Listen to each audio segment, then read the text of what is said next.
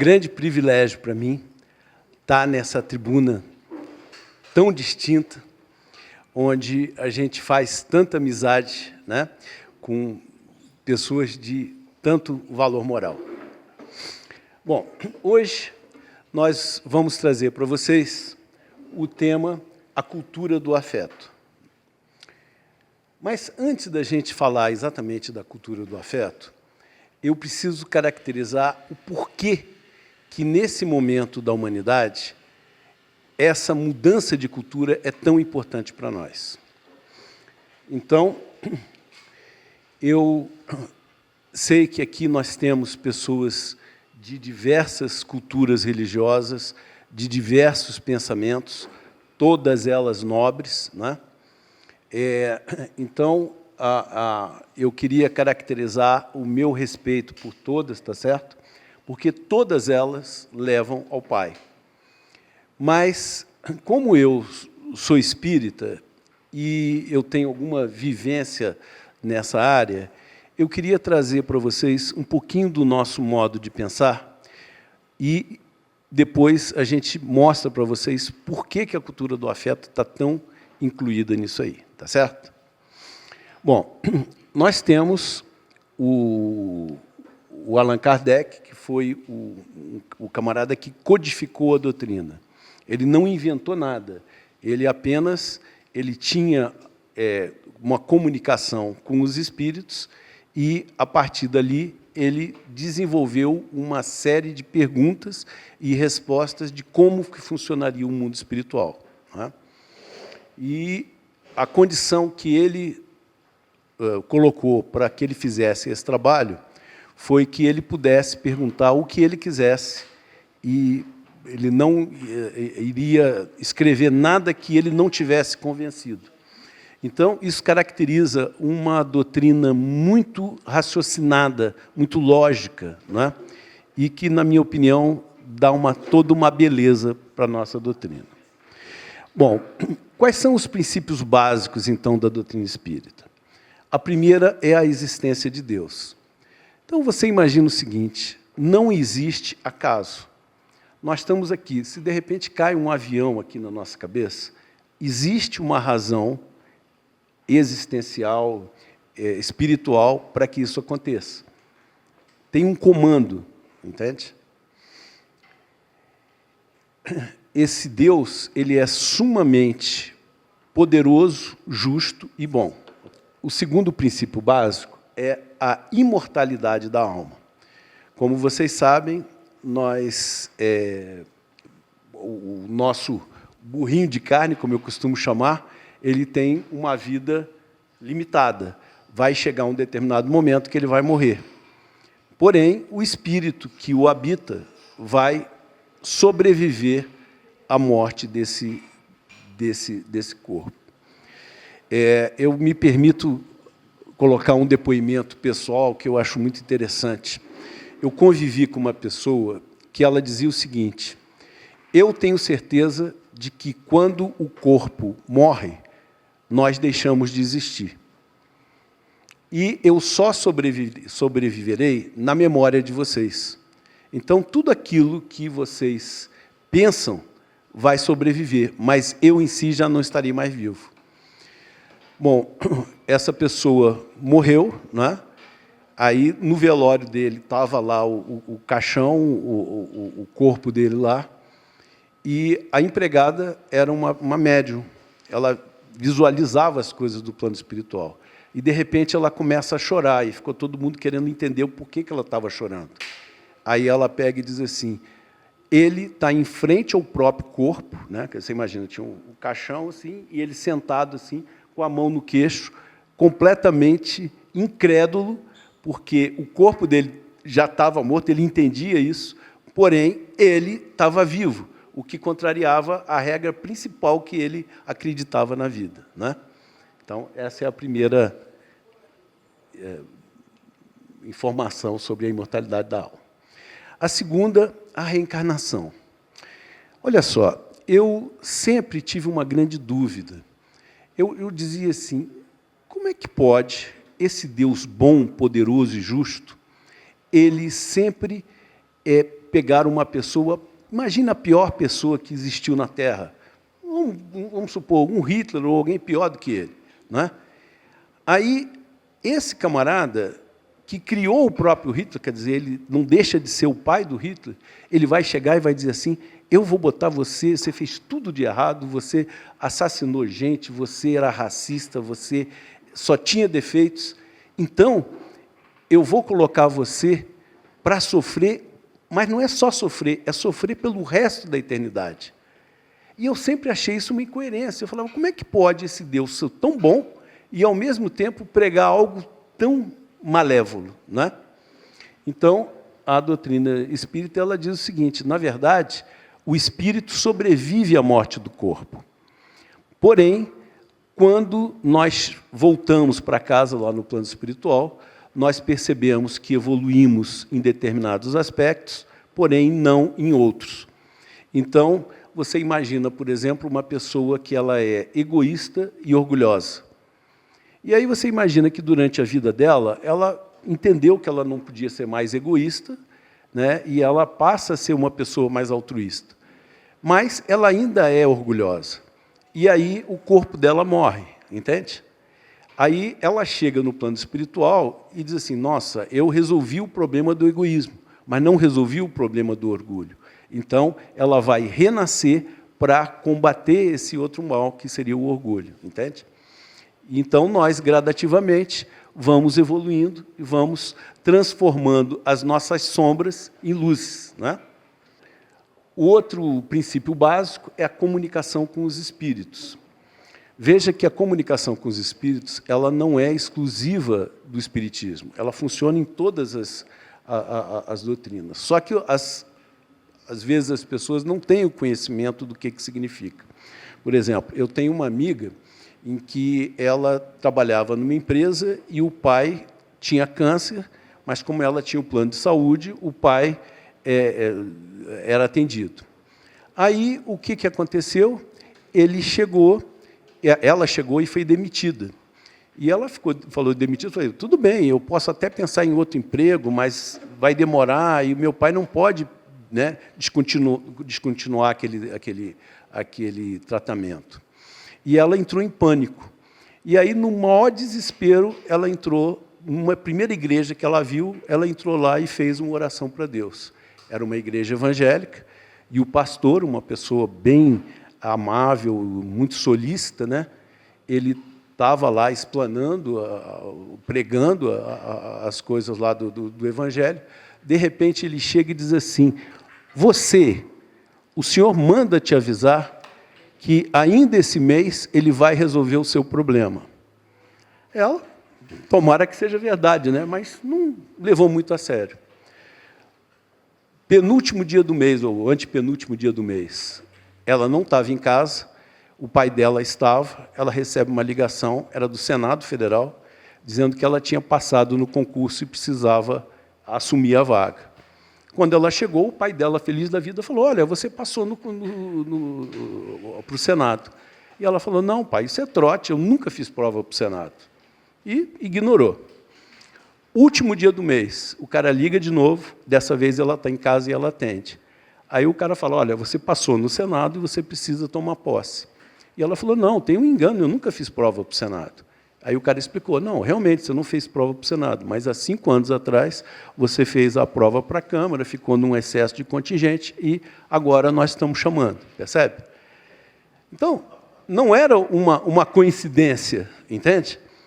Aí o pastor chega e diz assim, foi o Espírito Santo que mostrou aquela informação, né?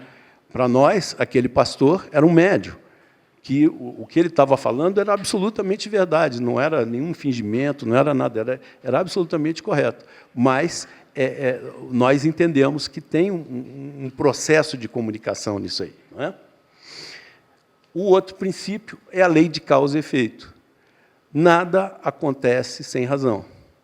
Então, você imagina, por exemplo, eu tenho uma amiga que ela, com 12 anos, ela sozinha em casa, sozinha não, mas estava em casa, tem no vizinho lá, tem uma festa, há uma discussão, sai um tiro, esse tiro pega, entra na nuca dela, explode o olho e queima o nervo óptico do outro olho.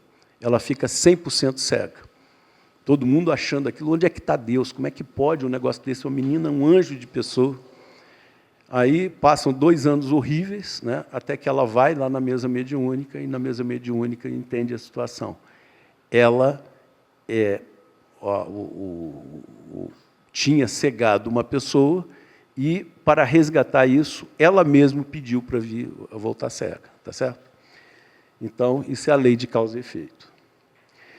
A evolução do espírito. O que interessa para nós é que nós evoluamos espiritualmente. Não é?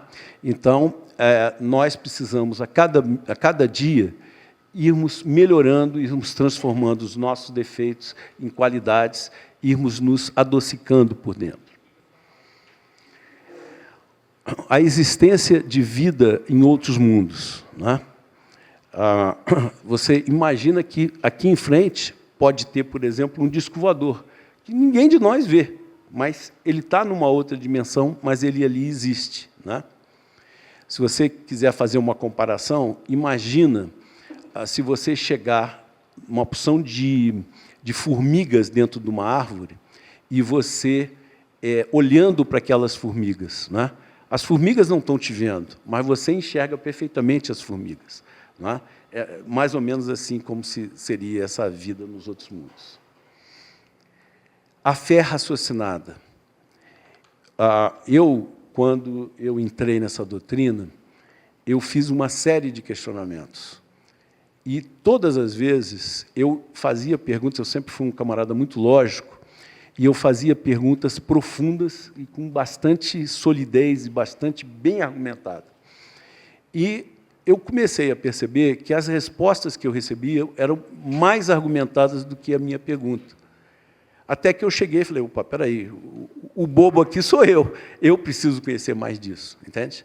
Então, essa fé raciocinada é uma coisa muito importante, porque você não pode confrontar, você precisa ter uma fé que seja capaz de confrontar a razão. Né?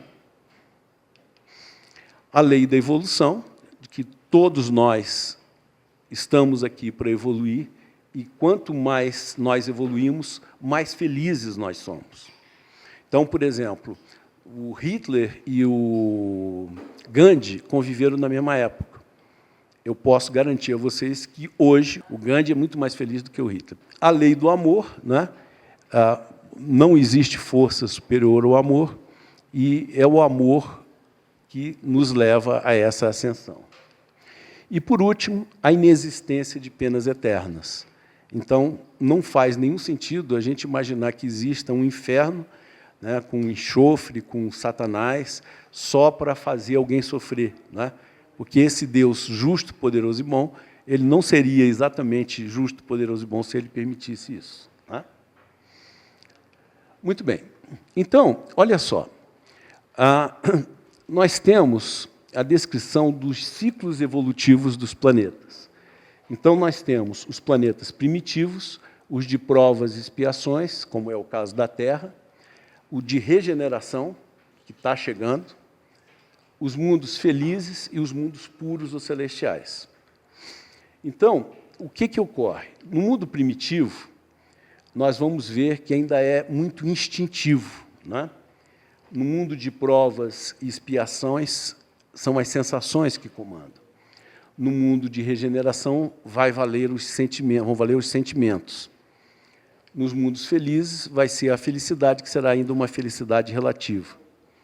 Até que, finalmente, nós viraremos espíritos puros e nós seremos 100% felizes. Então, imagina que um dia você vai para um local em que, primeiro, todos os seus entes queridos que voltaram para casa antes de você estão lá. Que todas as pessoas te amam profundamente, que todos te respeitam, que todos querem o seu bem. Você percebe que mundo maravilhoso que é esse? Só tem um problema. Para a gente merecer um mundo desse, eu também tenho que pensar dessa maneira. Então, eu preciso, necessariamente, evoluir para chegar até lá. Né? Muito bem. Então, vamos ver como é que isso funciona. Então, no mundo primitivo, você imagina que nós temos 5% de bem e 95% de mal. Isso você pode interpretar de duas maneiras. Se você pegar 100 pessoas, você teria 95 que ainda vibram pelo mal e 5 que já vibram pelo bem. Ou, se você pegar uma única pessoa, ela tem 5% de bem dentro de si e 95% de mal. O segundo nível é o mundo de provas e expiações, como é o caso da Terra. Então, você imagina que nós tenhamos aí, em termos de 30% de bem. Então, mais uma vez, se você tiver 100 pessoas, 30 já vibram pelo bem, já pensam no outro, já têm amor dentro de si, não é? E 70 ainda, infelizmente, ainda não evoluíram. Mas é uma questão de tempo. Daqui a pouco eles vão evoluir. Não é? Aí nós vamos ter um mundo de regeneração, onde vão valer os sentimentos. E aí você já passa a ter o bem sendo maior do que o mal. Né? Por isso que eu coloquei 51%, que tem pelo menos um pouquinho a mais do que o mal. Né? Você tem um mundo dos felizes, né, que tem a prevalência do bem. Então, vamos imaginar aí 75% de bem. Então, deve ser um mundo maravilhoso, mas não é um mundo ainda perfeito, porque ainda tem alguma coisa de mal. Até que, finalmente, a gente vira espírito puro e nós vamos ter 100% de bem, porque todos nós seremos espíritos perfeitos, como Jesus, por exemplo. Né? Então, nesse momento, nós estamos fazendo a transição planetária. A Terra está deixando de ser um mundo de provas e expiações e vai se transformar num mundo de regeneração. Vocês lembram daquele tsunami da Indonésia? Eu levei um susto, que eu falei, pô, isso nunca existiu, o que está acontecendo? Não é? E a gente percebe que nós estamos vendo coisas que nunca nós vimos. A crise climática, por exemplo, é uma demonstração disso. Nós estamos vendo uma série de novidades, né, que começam a nos instigar e dizer o que está acontecendo com a humanidade. Né? Muito bem. Então, nós precisamos dessa reforma íntima, de nós nos transformarmos em seres melhores, porque se eu só tenho 30% de bem dentro de mim, e se no mundo de regeneração eu vou ter que ter mais do que 50%, é claro que eu preciso evoluir e esses 20% que estão me faltando, eu preciso me transformar interiormente para eu poder ter a oportunidade de renascer nesse mundo de regeneração. Muito bem. Então, qual o destino dos espíritos após a transição planetária? Né? Quer dizer, essa transição planetária é um tempo definido. Vai chegar um momento que ela vai acabar. E o que vai acontecer na hora que essa transição chegar ao final? A Terra vai virar um planeta de regeneração. Mas e os espíritos que estavam habitando, né, esse planeta? O que vai ser deles? Então, vamos dividir em 3 categorias. A primeira categoria de espíritos são, vamos chamá-los de verdes, são aqueles que já procuram fazer o bem no limite de suas forças. Então, esses daí já estão aprovados para renascer na regeneração. E eu imagino que seja a totalidade de nossa aqui. Né?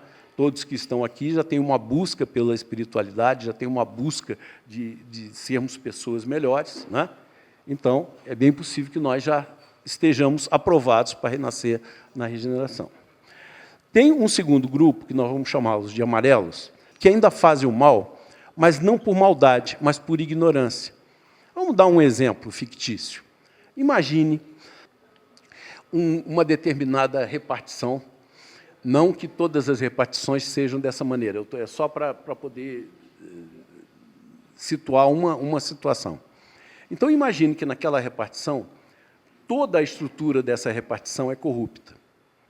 E esse camarada que está lá, ele não quer ser corrupto, mas ele está num dilema, porque se ele não quer ser corrupto, ele tem que pedir demissão e denunciar todos os que estão naquele ambiente. E ele chega e diz assim, não, eu não vou fazer isso. E ele fica conivente com o mal. entende? Mas ele em si não quer fazer aquela maldade, percebe? Então, esses também vão ser aprovados para a regeneração. Para quê? Para que eles sejam educados pelos primeiros. Mas tem um terceiro grupo, vamos chamá-los de laranjas, que são aqueles que praticam o mal por terem prazer de fazer o mal. Então, são os feminicidas, são os assassinos, são os pedófilos, são os terroristas, são os torturadores, não é? Mas não que façam por obrigação, mas que façam por prazer. Ele está fazendo mal e sentindo prazer de fazer aquele mal. Então, esse grupo, ele vai para um exílio. Como castigo? Não, como um processo educativo. Eles vão passar uma temporada lá para que as condições mais duras desse orbe mais atrasado vai forçá-los a acelerar a sua evolução moral, onde futuramente eles vão poder renascer na Terra, que estará num nível mais evoluído, né? Nós conhecemos a história de Capela, da constelação do Cocheiro, que há 6.000 anos atrás passou pelo processo que a Terra está passando hoje. Então, esse planeta, né, ele evoluiu e os espíritos, nós que estávamos lá e não acompanhamos a evolução do planeta, fomos deslocados para uma escola mais dura, um planeta mais atrasado, no caso, a Terra. Tá certo? Então, vamos à pergunta. Quando é que vai terminar essa tal de regeneração? Foi a pergunta que fizeram em 1971, no programa Pinga Fogo, para o Chico Xavier. E o Chico chega e diz assim, ele não sabia a resposta, mas ele olhou para o lado, viu o espírito do Emmanuel, que era o guia espiritual dele, e ele chega e diz assim, Emmanuel, aqui do meu lado, afirma que a regeneração vai ocorrer por volta de 2057. Veja só, eu nunca acreditei muito em previsões de datas, tá certo?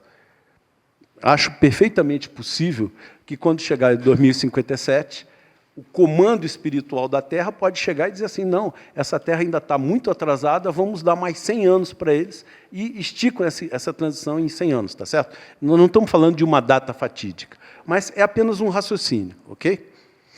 Muito bem. Então, lá na Bíblia está dizendo que Deus criou a Terra em 6 dias e descansou no 7º, né? Então, você imagina uma semana onde o 7º dia seria o Shabá. É curioso, né? Porque eu sempre quis entender por que o domingo não era a primeira-feira, né? Já que segunda-feira, terça-feira, o domingo deveria ser a primeira-feira, né? Isso foi a cultura católica que transformou esse dia de descanso em 2 dias de descanso, né? Para benefício nosso, né? Muito bem. Aí você pega e abre a 2ª epístola de Pedro. E lá ele diz que um dia para Deus são 1000 anos para nós. Ora, se um dia, né, é 1000 anos, se nós temos uma semana, nós vamos ter 7.000 anos. Não é lógico isso? Então, imagina o seguinte. Imagina que aqui na quarta-feira, Jesus chegou. Imagina que nós estamos muito próximos desse descanso de 1000 anos, né? Muito bem. Aí tem um livro chamado A Caminho da Luz, onde o Espírito Emmanuel ele relata a todas as condições de evolução da Terra. E lá ele diz o seguinte, a Terra existe há 4,5 bilhões de anos.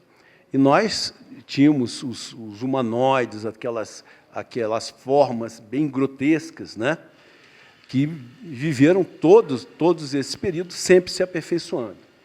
Mas as civilizações modernas, segundo esse livro A Caminho da Luz, elas vieram de Capela, portanto, nós, né, há 6.000 anos atrás, ou seja, há 4.000 antes de Cristo. Então, você analisa o seguinte, 4.000 antes de Cristo, desse período em que nós chegamos aqui, até Jesus, dá 4.000 anos. Pega mais 2.000 anos de Jesus até agora. O que dá? 6.000 anos. Né? Então, veja que nós estamos aqui, na sexta-feira, muito próximo a esse Shabá. Se nós fizermos as contas, é como se, às 24 horas da sexta-feira, esse portal se fecha, quem evoluiu o suficiente vai poder renascer na Terra em regeneração, e quem não evoluiu vai para aquele exílio de sofrimento para acelerar o seu crescimento. Então, o que falta entre essa linha vermelha que é hoje e o 2057, que foi a previsão do Emmanuel, né, que bate com essa previsão da segunda epístola de Pedro. E nós temos também um outro livro chamado Brasil, Coração do Mundo, Pátria do Evangelho, em que diz que o seguinte: o ano era 1831, Dom Pedro I era o imperador, nós estávamos no início do século XIX, o Kardec ainda era um estudante, né? E lá o anjo responsável pelo Brasil, né, ele chegou e disse para... o Ismael era o nome dele. Então, o Ismael chegou para os seus colaboradores espirituais, isso tudo no plano espiritual.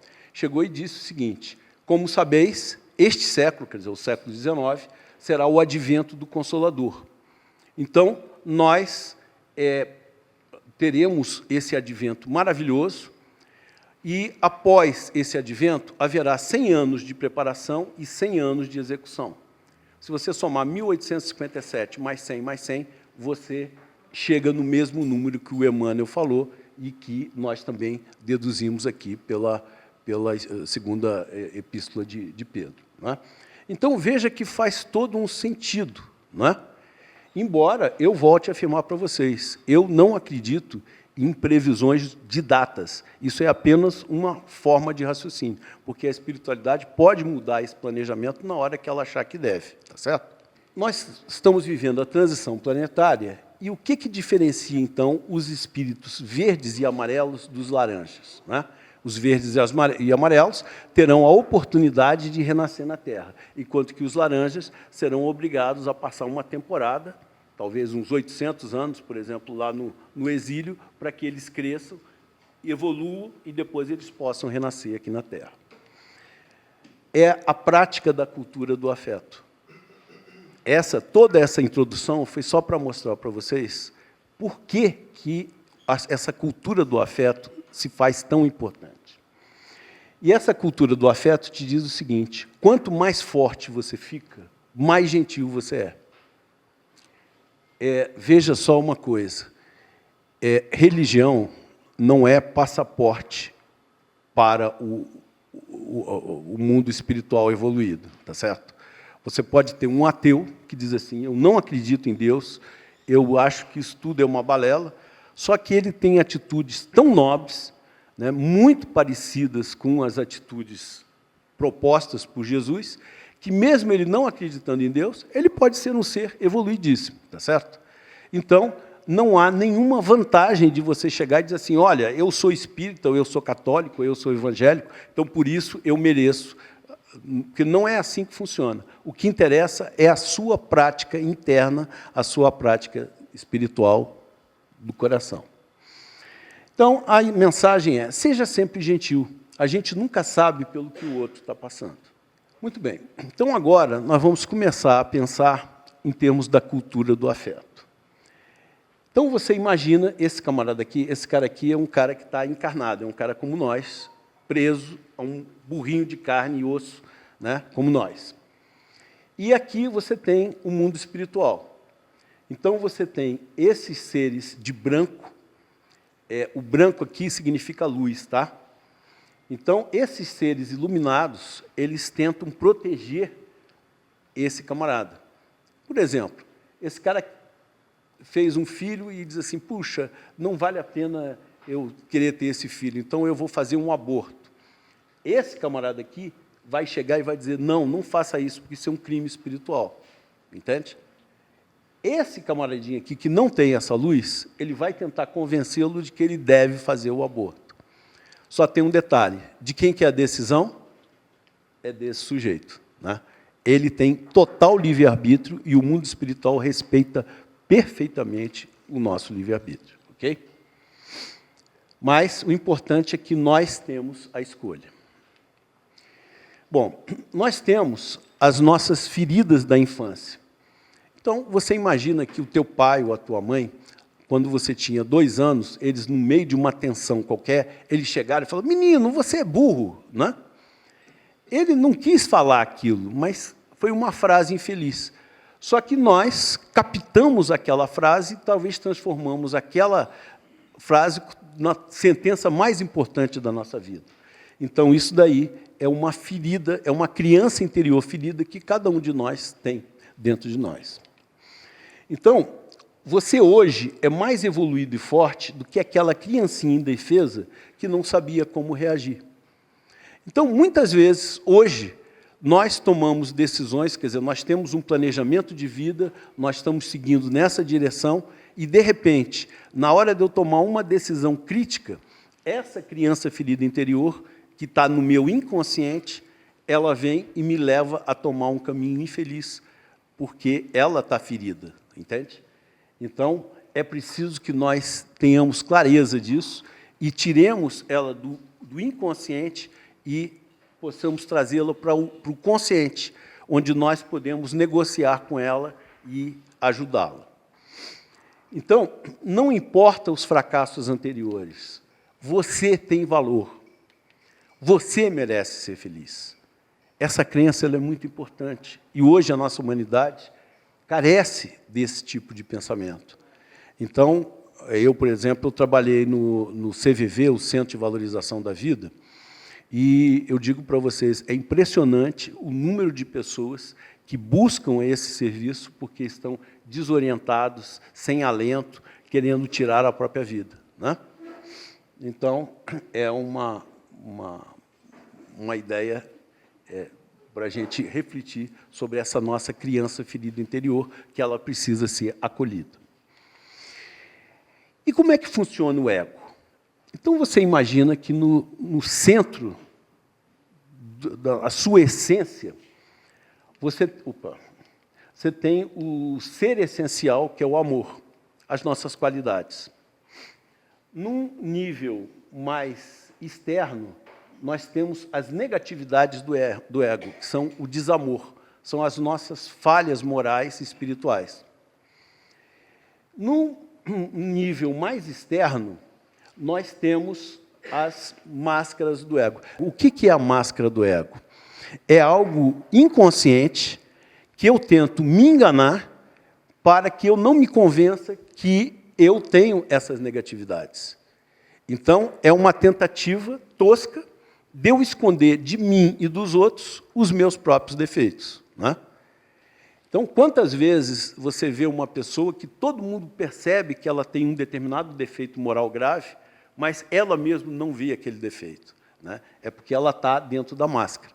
Então, se nós queremos ter uma vida mais contributiva, queremos ser mais úteis à sociedade, se nós queremos ser seres mais íntegros, nós precisamos destruir essa camada de ego que nós temos, tá certo? Todos nós aqui somos buscadores de luz, nós queremos nos iluminar, nós queremos ser seres melhores. Porém, nós temos a nossa sombra. Então, é preciso que nós vejamos essa sombra e entendamos que ela faz parte de mim. Porque a nossa tendência é dizer, isso não é meu. Tem um livro que exatamente se chama esse título, O Lado Sombrio dos Buscadores de Luz. Esse livro não é religioso, esse livro é um livro de psicologia, em que tem uma psicóloga chamada Debbie Ford, em que ela fazia um seminário e, quando ela estava assim, no primeiro dia, no momento mais crítico, no momento que ela queria que as pessoas chegassem a uma conclusão, entrou uma senhora negra que saiu esbarrando em tudo e quebrou aquele clima.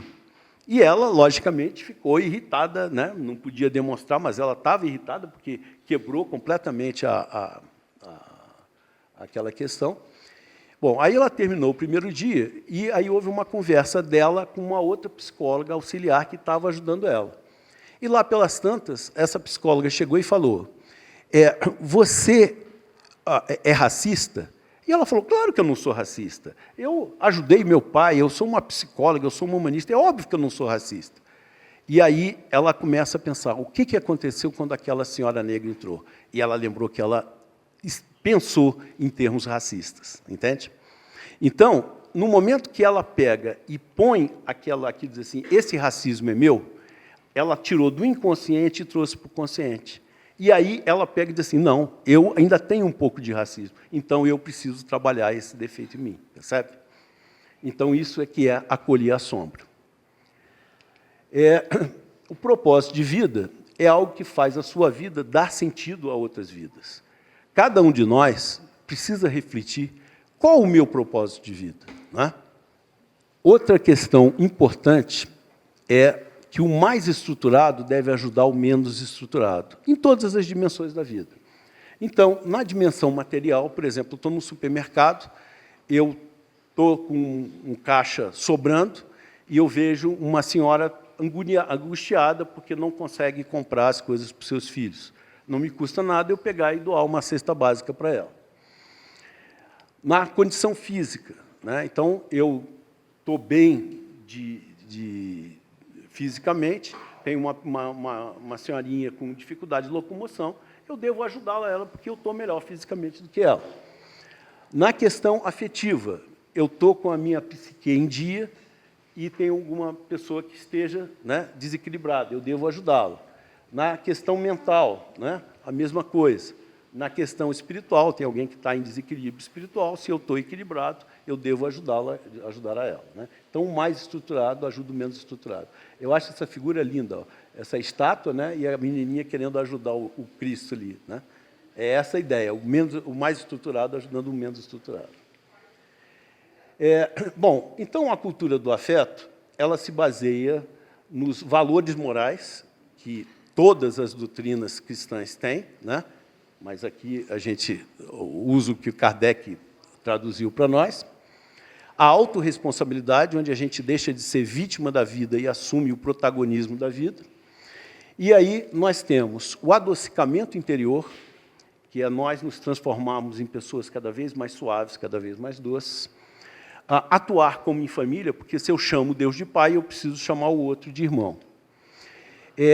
A validação afetiva. Todos nós precisamos nos sentir validados afetivamente. Então, a gente fazer o outro sentir que ele tem valor é um valor dessa cultura do afeto. A comunicação não violenta. O que vale são as necessidades de cada grupo, e não uma guerra de egos, né? As 5 linguagens do amor, que são palavras doces, tempo de qualidade, quer dizer, se eu só tenho 10 minutos para ficar com meu filho, eu preciso que esses 10 minutos sejam vividos intensamente. O servir, todo mundo gosta de ser servido, né? Mas é o que a gente menos faz. O toque de pele, você vai num orfanato, você vê que no orfanato eles ficam te pinicando, porque eles não têm esse contato, né?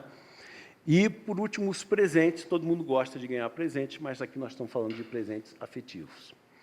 A lógica da abundância. Nós imaginarmos um mundo que nós precisamos combater a escassez, né? Principalmente a escassez de amor. A ideia de não julgar, porque se eu julgo o outro, primeiro, eu me sinto numa posição de superioridade em relação ao outro. Segundo, que eu pego e eu não vivi o que ele viveu. Talvez, se eu tivesse vivido o que ele viveu, eu também teria feito o que ele fez. Só que existe um grande problema. Se eu sou um julgador severo, quando eu chegar no plano espiritual, eu vou ser julgado por um verdadeiro comitê de julgamento, que é a minha própria consciência. Então, eu saio da posição de réu e assumo a posição de réu e juiz ao mesmo tempo. O que me coloca na posição de réu numa situação dificílima, porque o juiz sabe tudo sobre mim, percebe? Então, aquelas pessoas que julgam muitos outros, elas vão ser extremamente julgadas quando chegarem nesse momento. Bom, então, a ideia é a gente se adocicar por dentro, né? A Madre Teresa dizia que a única coisa que o ser humano deseja é se sentir amado. O coração do outro é terra sagrada, onde só devemos entrar descalço para não pisar no sentimento do irmão. E a ideia de que Deus não tem pressa na sua evolução, mas você tem. Afeto é o sentimento mágico que faz a gente se sentir amado. O que machuca o outro? A palavra, discriminação, indiferença, exclusão, né? Então, nós precisamos perdoar o outro. A comunicação não violenta, você vê a necessidade do outro, buscar o diálogo. A ideia da satyagraha, né? Seja a mudança que você quer ver no mundo, né? A demonstração de afeto. Não basta você amar, é preciso que o outro saiba que você... preciso que você demonstre esse amor, né? As 5 linguagens do amor, nós já falamos, as palavras doces, o servir, o tempo de qualidade, o toque de pele e os presentes afetivos. A lógica da abundância é nós percebermos que nós podemos estar muito bem, mas talvez uma área nossa esteja ruim. Eu posso ser um empresário muito bem financeiramente, muito bem com o meu status, muito bem com a minha qualidade de vida, mas a minha família está num deserto. Então, eu olho, por exemplo, e vejo essa parte ruim da minha vida, eu preciso investir nessa parte ruim. Sonhe alto, né? O sonho é uma coisa muito importante. Desapegar, né? Para eu poder dominar o ego, poder me livrar do ego. Aprender a ouvir, né? Nós virarmos protagonistas da vida e não vítimas dela, porque a vítima faz parte do problema, enquanto que o protagonista faz parte da solução. Aqui é aquela multiplicação dos pães, onde Jesus não criou simplesmente aqueles pães e peixes, ele partiu de uma parte que já existia, que significa a nossa própria obrigação, a nossa própria parte nisso aí. As crenças limitadoras e libertadoras, a resiliência, né, a capacidade de transformar trauma em sabedoria, a ideia da gente validar o outro, e lembre-se, se você quer merecer o planeta de regeneração, você precisa se adocicar por dentro.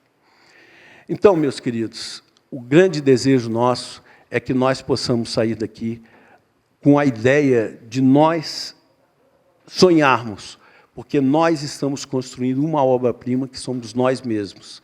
Então, nós precisamos nos adocicar, nós precisamos conjugar o verbo amar com toda a sua plenitude. Então, eu agradeço a atenção de todos. Isso é o que era a cultura do afeto, que eu espero que possa nos ajudar a enfrentar esse final de transição planetária. Tá bom? Muito obrigado. Professor, nesse exato momento, quais sinais que nós temos dessa transição planetária? Dá para ver de 10 em 10 anos esse sinal? Ou dá para ver todo dia? Ou já temos alguns sinais bem característicos? É só isso. Uma vez escutei alguma coisa Chico Xavier falar que 2012 que nada, é 2027. Aí, agora, eu vi no seu gráfico, tem um 2025, 2057. Eu fico pensando, será que seria o início de 2027, segundo ele, ou 2056 talvez seja a parte final, né? Isso seria uma pergunta. Mas, nesse meio, tinha um de 2025. Então, não é pergunta, essa não é pergunta. Eu poderia acrescentar uma coisinha a mais. Segundo o Trigueirinho, realmente, a alma é imortal. A gente vai reencarnando, cada um de nós tem umas 400 reencarnações já, e que a única coisa que consegue matar essa imortalidade é uma guerra nuclear. Por quê? Porque são 3 átomos permanentes, um ligado ao mental, emocional, físico, que vai reencarnando. Do nível de atômico a atômico, por isso que dizem que os extraterrestres, eles fazem de tudo para evitar uma guerra nuclear. Uma vez os Estados Unidos ia apertar o botão de soltar uma bomba nuclear e ter um apagão, aí depois eles pensaram bem, não soltaram. E que também, uma vez, segundo o Trigueirinho, dois extraterrestres manifestaram na sala de um ex-presidente dos Estados Unidos, recomendam não use energia nuclear e usem uma nova tecnologia. Na verdade, usar tipo águas de oceano para gerar energia elétrica, hidrogênio verde. Tanto que o Flamengo percebeu isso, ele começou a continuar essa pesquisa, difundir para que no Brasil comece, que temos todas as facilidades, clima e tudo, para ter essa tecnologia. Então, a batalha, a missão dele, pelo jeito, é você chega na Marina Silva, você chega tal, para conseguir, chamam OTEC, Ocean Thermal Energy Conversion. Aproveita águas limpas do fundo do mar, com a diferença de temperatura, além de renovar a vida marítima e desalinizar a água. Então, vamos ter mais águas. Né? Fora disso, você falou do tsunami. Segundo o grupo Trigueirinho, também falaram, durante o tsunami, muitas almas foram resgatadas com corpo físico até uma lua do Júpiter, chamada Ganímedes, uma lua que dá para ver pelo mapa, são tudo verdes, que lá está cheio de florestas e cachoeiras. Então, eu falei, meu Deus, que bom, pelo menos, né, alguma coisa assim, tem esperança. Ok.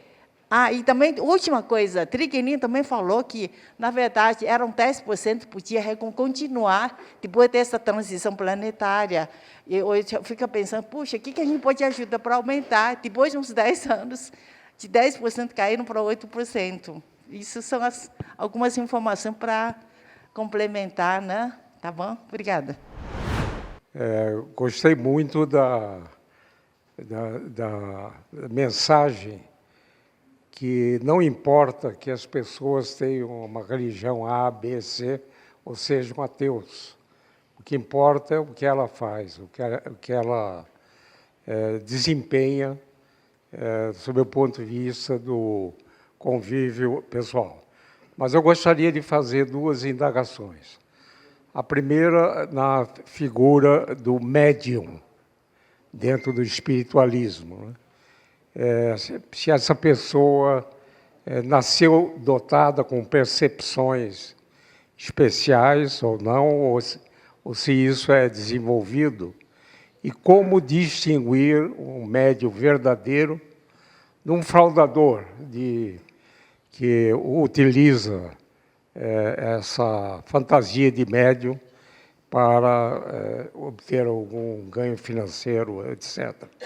E, segundo, se podia falar um pouco da psicografia. Muito obrigado, aprendiz Luiz Horta. Eu queria falar alguma coisa só, mais para cumprimentar o palestrante, porque ele deu um resumo da doutrina espírita de um modo muito claro, os slides muito bem feitos, falou bem, mas me deixou com muito mais interrogações que exclamações. Não, mas eu queria render homenagem a um antigo colega de trabalho com quem eu tive uma vinculação muito grande. Ele já é falecido, e ele era espírita, estudava muito. Além de estudar muito durante a semana, ele, fim de semana, ia para orfanatos, asilos, só fazer o bem. E, no entanto, faleceu de uma forma trágica, terrível, não merecia, mas é a vida. Ele me emprestou o livro do Kardec, o Livro dos Espíritos, né? Li e vi muito me lembrei muito agora, e realmente ele faz certas afirmações que colidem, né, com a nossa lógica. Minha lógica nunca aceitou, viu, esses princípios. Esse caso que você falou, que eu já tinha visto muito, um avião cai, já estava previsto, os espíritos tinham que deixar o mundo naquela hora. Então, como é que ficam as pesquisas científicas de ver por que o avião caiu? Ele tinha que cair? Então tem isso, né? Aquele caso da moça que recebe um telefonema que passou no concurso, isso aí realmente a gente vê muito nos livros espíritas, mas colize com a minha lógica. Outra coisa é vincular muito o espiritismo com Jesus Cristo. Jesus Cristo está muito vinculado ao espiritismo. Mas como é que ficam, então, os judeus, os muçulmanos, os budistas, que não aceitam, não ligam para Jesus Cristo? Eles não terão esse destino? Outra coisa, desculpe muita coisa, em 1 minuto. Eu reparo, quando eu leio esse assunto, fala-se muito em alma e em espírito, mas não se define o que é alma, afinal. O que é espírito? Há uma confusão. Fala-se a alma imortal. O Harari disse no seu livro Homo Deus, a alma não existe, porque os cientistas procuraram e não acharam. Não, eu penso que se você definir a alma como aquilo que anima o corpo, a alma existe. Por definição, eu estou com alma porque eu estou falando. Agora, o que é espírito? Cadê ele? Entende? Outra coisa, fala-se da felicidade que vai ser alcançada no ano 2057. Por que não alcançar a felicidade hoje? Vamos transformar a sociedade hoje, alcançar a felicidade hoje. Para que esperar 2057 ou 2000, não sei quanto? Nós temos que mudar o mundo, agora. Muito bem. Professor Vasco, sinais da transição planetária. O nosso querido irmão Ulisses, ele sempre coloca o seguinte: imagina que nós estivéssemos em 1885, 3 anos antes da abolição da escravatura. Toda a sociedade ética, os professores, os juízes, os padres, eles tinham escravos. Hoje, nós já não temos mais escravos, percebe? Mesmo andando a passo de carga do aleijado, a humanidade está evoluindo. A questão é que agora vai haver a separação do joio e do trigo. Então, urge que a gente acelere essa evolução. Manlin,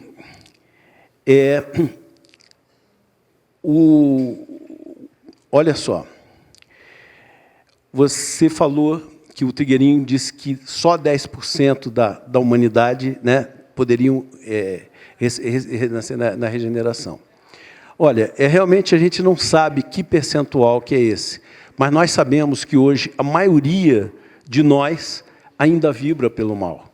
É só a gente olhar aqui os feminicídios, os abortos, a situação absurda de guerra, né? O quanto se investe em guerra, né? E nós sabemos que isso tudo poderia ser usado na causa da paz.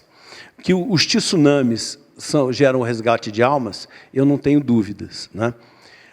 Eu vou contar apenas um caso para vocês. Eu tinha um amigo muito elevado, muito querido, e aí um dia ele andando no Ceasa, ele tropeça, cai e... Não tropeça não, ele desmaia e é levado para o Santa Lúcia, vai para a UTI, intuba e desintuba, isso antes do Covid, tá? E ele, depois de 2 meses horrorosos, ele desencarna. E eu pensei assim, puxa, será que Deus está de férias? Será que Deus não percebe que esse cara era um cara maravilhoso? Por que fazer ele sofrer dessa maneira? Na mesa mediúnica nós tivemos a resposta. Ele já estava no nível evolutivo que faltava pouquinha coisa para ele não precisar mais reencarnar na Terra. Então, aqueles 2 meses é um sofrimento muito menor do que se ele tivesse que ter uma outra reencarnação para ultrapassar aquilo. Então, aquele pouquinho foi o suficiente para ele poder evoluir. Doutor Isaac, médium, olha só, essa pergunta sempre me inquietou muito, porque todos nós somos médiuns. Vou lhe dar um exemplo. Eu uma vez estava fazendo uma palestra na comunhão, e eu sou um cara meticuloso no que eu vou falar. E, de repente, eu saí a falar sobre aborto, que não tinha absolutamente nada a ver com o tema. E eu levei um susto, que foi uma baberagem. Quando eu terminei a palestra, uma moça chega para mim e diz, olha, aquele negócio que você falou do aborto era para mim. Eu ia fazer um aborto amanhã. É claro que aquilo ali não foi planejado, não foi o meu intelecto que fez. Foi uma comunicação espiritual, da qual eu não percebi nada, não é? Mas, então, o que eu quero dizer é o seguinte, os médiuns, quando eles nascem, eles já vêm com a estrutura corporal preparada para isso. Só que tem um grande problema. Mediunidade não significa elevação moral. Nós tivemos o caso do Chico Xavier, que era um médium de excepcional nível evolutivo, e nós temos uma série de outros médiuns famosos aí, que tropeçaram na parte moral e, por questões de sexo, por questões de dinheiro, né, fazem coisas horríveis. Eu sempre me perguntei, mas por que a espiritualidade... Eu vou lhe dar um exemplo. O João de Deus. Eu não tenho dúvida que aquele camarada tem uma habilidade mediúnica fantástica. Por que a espiritualidade permitiu que um cara desse viesse com essa capacidade se ele não tinha aptidão moral para isso, não é? E a resposta que eu tive foi muito clara. É porque isso aí serve para educar todos os médiuns que precisam entender que mediunidade não significa evolução moral. E nós precisamos todos evoluir, entende? Todos evoluir. Com relação à psicografia, o que é a psicografia? Veja só, não existe a ideia do espírito entrar dentro de um ser humano. Eles se aproximam. Eles se aproximam e aí a mente do espírito e a mente do médium passam a pensar igualmente, entende? É como se fosse o espírito influenciando o médium. Então, o médium pega e escreve. Nós tivemos casos do Chico Xavier, que tem pessoas que eram absolutamente incrédulas, né, e receberam cartas dos filhos, por exemplo. Nós tivemos, eu presenciei há pouco tempo, uma pessoa que trabalhava com o Chico, que era o Orlando, e aconteceu a seguinte situação. Nós estávamos lá no Centro Espírita Paulo de Tarso, e a ideia era que quem tinha a senha ia para o salão principal e poderia fazer perguntas. Quem não chegasse, quer dizer, a partir de um determinado nível de senha, iria para o outro salão, onde eles só poderiam assistir. E chegou um casal, esse casal falou que eles perderam o voo, né, e chegaram atrasados, e eu, então, encaminhei essas pessoas para o segundo andar, naquele salão que não podia fazer as perguntas diretamente. Veio um cara correndo, dizendo que o médium, né, o Orlando, tinha pedido para que eles fossem para o andar de baixo. Eu ainda perguntei, vocês conhecem ele? Ele falou, não, nós nunca vimos ele lá. Aí, o que aconteceu? Ele chega, né, e na psicografia lá, era o caso de que o pai era um policial e a filha pegou o revólver e deu um tiro no ouvido. E o pai se sentiu extremamente culpado porque ele deixou aquele revólver disponível. Então, na psicografia, a filha explicava que o pai não tinha culpa de nada, foi um desequilíbrio dela e que ele sempre foi um pai maravilhoso, que não precisava se culpar, né? E foram o pai e a mãe assim chorando, até a plateia toda chorando, porque foi muito emocionante. Então, a psicografia, ela faz isso. Ela pega as informações sempre para ajudar. Bom, sobre a questão do Livro dos Espíritos, né? A questão da lógica. O que eu quero dizer é o seguinte, não existe acaso. Só que a ciência está aí para quê? Para nos favorecer. Mas um avião que caia, houve uma necessidade Por exemplo, imagine um determinado grupo de pessoas que precisavam passar por aquela experiência traumática daquele tipo de morte. Tem um camarada que vai chegar e vai dizer assim, eu fui comprar um doce para minha filha e perdi o avião. Tem um outro que diz, eu peguei um engarrafamento, né, e perdi o avião. Mas nada acontece por acaso. Mas isso não invalida os esforços científicos que a própria espiritualidade intui os pesquisadores, porque isso gera qualidade de vida, tá certo? A questão dos judeus, dos budistas, dos muçulmanos, né? Bom, eu insisto que religiosidade não significa elevação espiritual. Então, nós conhecemos, existe inclusive o Vale dos Espíritas, que é um local onde muitos espíritas, apesar do grande conhecimento que tem da doutrina, desencarnam extremamente mal, não é? Ou seja, não conseguiram evoluir. Então, o rótulo religioso não tem nenhuma importância. Quando a gente chegar no plano espiritual, ninguém vai nos perguntar sobre a questão de que religião que nós tínhamos aqui. Isso é totalmente irrelevante. Eles vão te perguntar quão evoluído você era, que bem que você fez. O Chico sempre dizia que o bem que nós fazemos é nosso advogado em qualquer parte. Então, nós podemos ter um ateu muito mais evoluído do que um camarada que passa o dia dentro do centro espírita ou dentro de uma igreja. Uma vez, eu estava dentro de uma oficina e nós estávamos condenando a corrupção na política. E o camarada chega e me convenceu de que ele tinha toda a razão na crítica que ele tinha aos políticos. Quando chegou na hora de eu pagar, ele chega e diz assim, olha, custa tanto, mas se você pagar direto, em vez de pagar no caixa, você pagar para mim, sai mais barato para você. Ou seja, aquilo que ele criticava na política, ele fazia, né? Então, nós precisamos perceber o seguinte, a paz começa dentro de nós.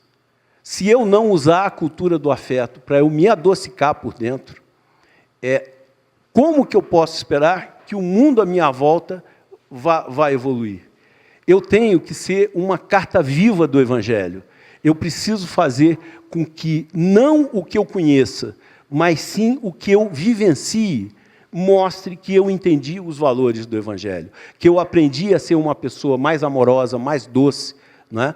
E aí, sim, eu vou ser uma carta viva desse Evangelho, vou dar exemplo para as outras pessoas, e, com isso, a gente vai construir um mundo muito melhor. Eu tentei responder todas, eu não sei se eu queria, mas eu queria só falar uma coisa que eu acho importante.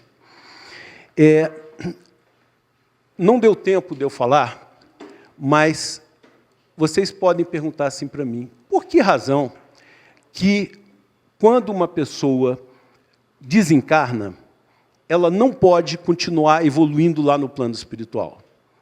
E a resposta que eu dou para vocês é claro que pode.